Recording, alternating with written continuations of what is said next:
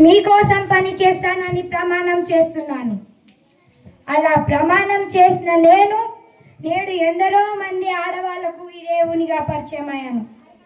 మా నాన్న గణపతి దేవునికి పుత్ర సంతానం లేదు, కావున నన్ను మీ అందరికీ రుద్రదేవునిగా పరిచయం చేశారు. వాళ్ళ కోసం పడ్డాను, ఎంతో కష్టపడ్డాను. అలా సుభిక్షంగా జరుగుతున్న పాలనలో నేను మీ రుద్రమాదేవిని అని తేలింది. అప్పుడు కొంతమంది సామంతులు నన్ను ఒప్పుకోలేదు. నాకు బాధ కలిగింది. మా నాన్నని అలా నిలదీస్తుంటే నాకు ఎంతో బాధ కలిగింది. అప్పుడు నేను అన్నాను, ఆడవాళ్ళు అయితే ఏమవుతుంది, కష్టపడుతున్నారు కదా, మీలాగే కష్టపడుతున్నారు కదా.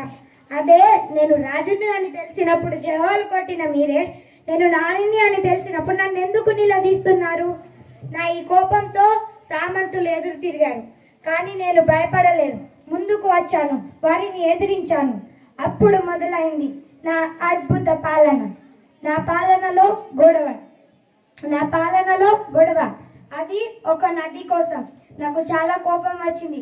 అప్పుడు నేను అన్నాను, ఒకే తల్లి పాలు తాగి అన్న చెల్లెలు ఒక్క తమ్ములైనప్పుడు ఒకే నది నీళ్లు తాగి ఒరిగే వాళ్ళం. అన్న చెల్లెలం అక్క తమ్ములం కాలేమా? నా ఈ మాటతో ఎందరో మంది కలిశారు, ఎన్నో రాజ్యాలు కలిశాయి, సుఖంగా జీవిస్తున్నారు. నేను మీ అందరికీ చెప్పేది ఒక్కటే, ఆడవాళ్ళను ముందుకు రానివ్వండి, కష్టపడనివ్వండి, ఎంతో పని చేయనివ్వండి. ఆడవాళ్ళు అయితే ఏమవుతుంది?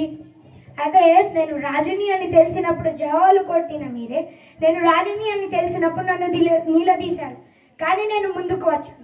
మన కోసం వచ్చాను, మన రాజ్యం కోసం వచ్చాను.